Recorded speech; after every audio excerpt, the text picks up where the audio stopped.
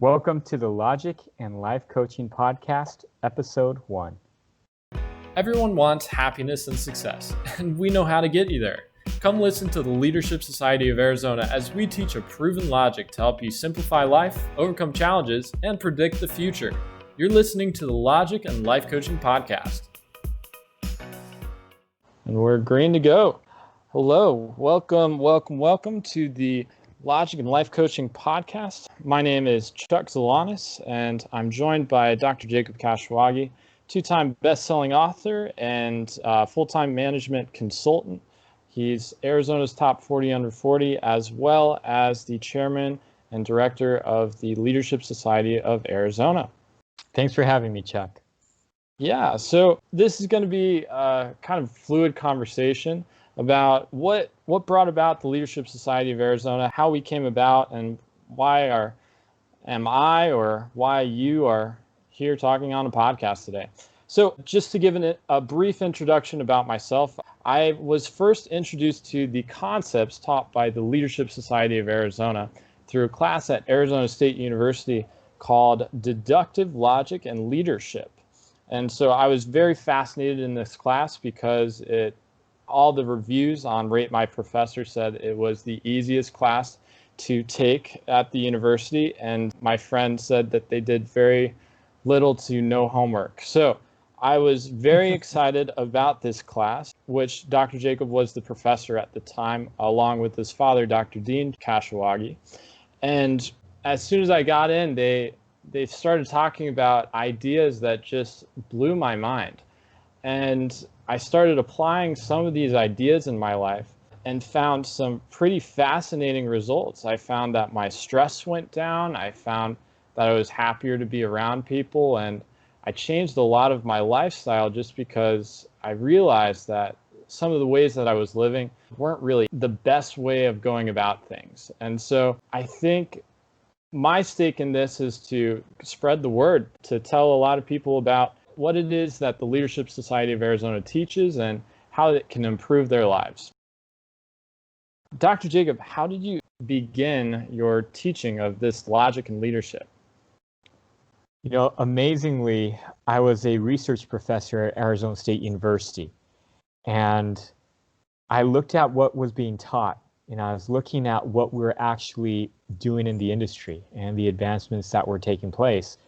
And I realized that none of the things that were actually working and improving business, improving efficiency in the industry was being taught to the students. And so we had this idea, me and my father had this idea that we would actually start teaching these correct concepts and ideas that were working in the industry to undergraduate students. And it just so happened that one day we met a person in the Honors College, the Barrett Honors College at Arizona State University, at an event. And we told them of our idea. They loved it. And so we just created a class. And the first class that we held only had 2 people. When we put it on, it was an elective. No one needed it for anything, but we put it up, and only 2 people signed up. But we decided to do the class anyway. And those 2 people loved it. It really helped them in their lives and in their professions. And they actually spread the word from there. And the next semester we had, I believe, more than 10 people. And the next semester we had more than 20. And it just went from there. We eventually, our last year of teaching this class, I think there were over 250 students for one semester. We had multiple sessions of the class up, but it was quite amazing to watch. Yeah, and I knew quite a few students that were really bummed that they weren't able to take the class. We actually know from many students, if you didn't wake up at 6 a.m. on registration day and you didn't press that button to add this course, even if you did wake up and you were there adding the course right at when it opened, many people didn't get in. 250 slots would go just like that.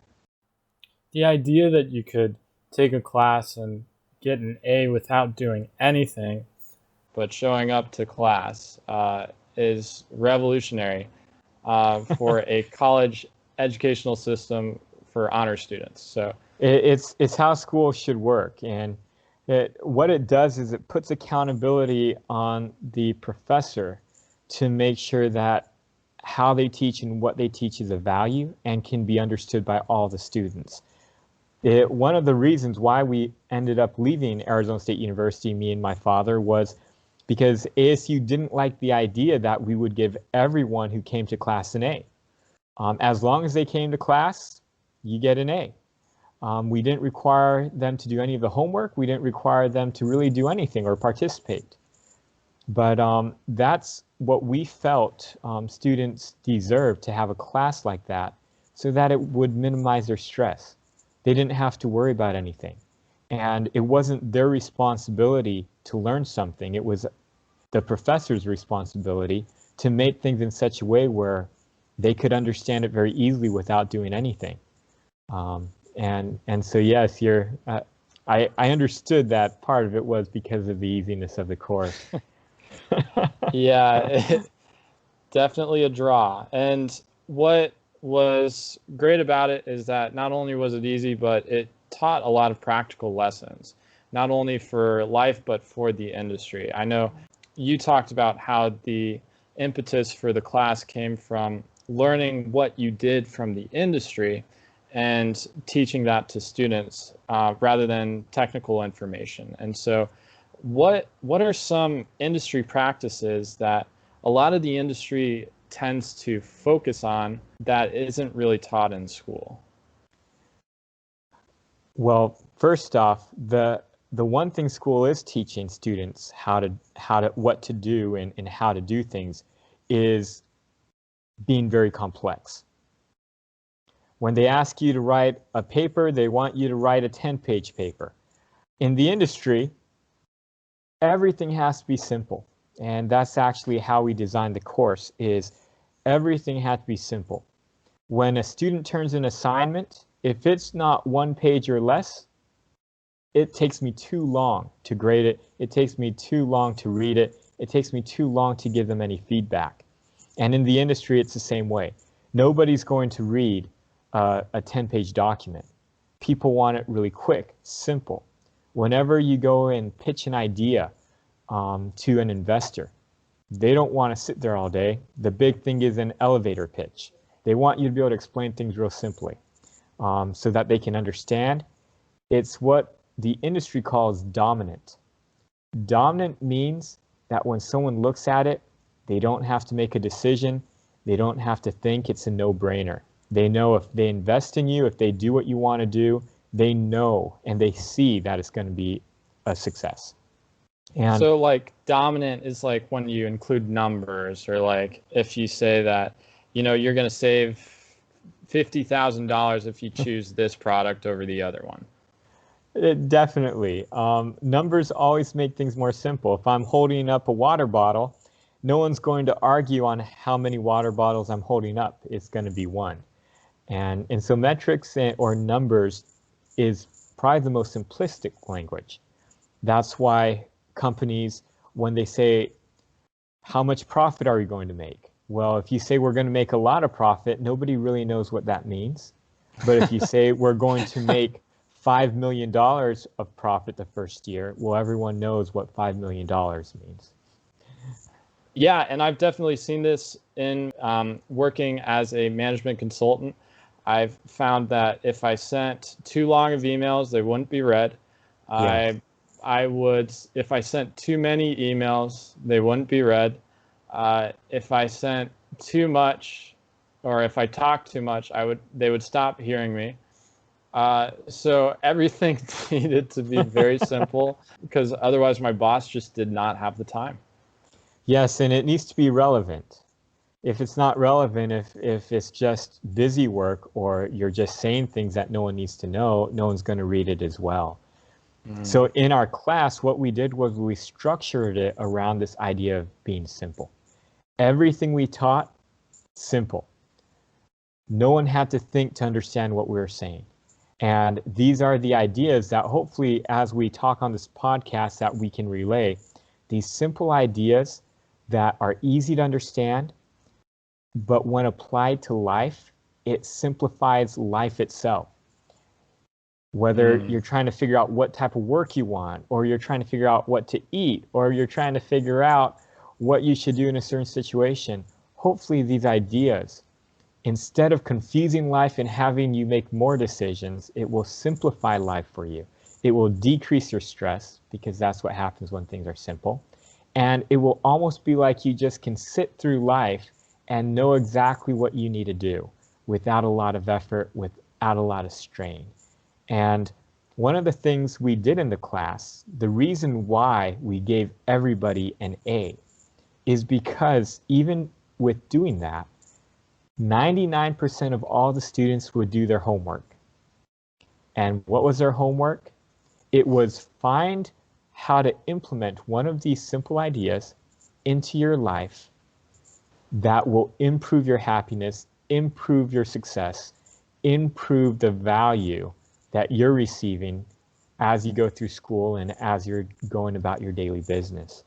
And because it applied to the students, because it was simple to do, because we didn't require them to write it up in a 50-page paper, it was only less than a 1-page paper, then that's why students would do their homework, because they saw value in it. They saw that it was something that would help them. And so that's kind of in shaping this class and in this honors class that we were teaching these principles. We actually use the successful industry principles of making things simple or dominant, and also making it very relevant to people's lives. Now the Leadership Society of Arizona is teaching this to high school students. And so has there been similar success in teaching it to high school students? Are they as excited as the college students? Definitely. In fact, we've only been doing this for about 6 years now. I believe only 4 years as a nonprofit. But what we've seen in terms of the success right now, it has even been better than with college students. It seems the younger you educate people in right concepts, the better it goes. All right. How can our listeners get involved with the Leadership Society of Arizona? What can they do? Send me an email. There's so many ways you can get involved, especially with COVID-19. LSA has officially gone on the internet and is now anywhere in the world that you are. So if you want to get involved, send me an email. It's jacob.k@leadaz.org. I believe you can get it in the information on the podcast. And send me an email. Let me know who you are, what you want to do, or what you're interested in. And I'm sure there's definitely a way you can get involved. Definitely. Great. Well, that's all we have for our listeners for today. Thank you for tuning in to learn a little bit about the Leadership Society of Arizona and its non-traditional approach to college as well as high school education. Thank you for listening to the Logic and Life Coaching Podcast. It would be great if you could take a moment to write us a review. For any questions, comments, or topics that you would like to have addressed on the show, email Dr. Jacob Kashiwagi at jacob.k@leadaz.org. To learn more about the Leadership Society of Arizona, visit us at leadaz.org.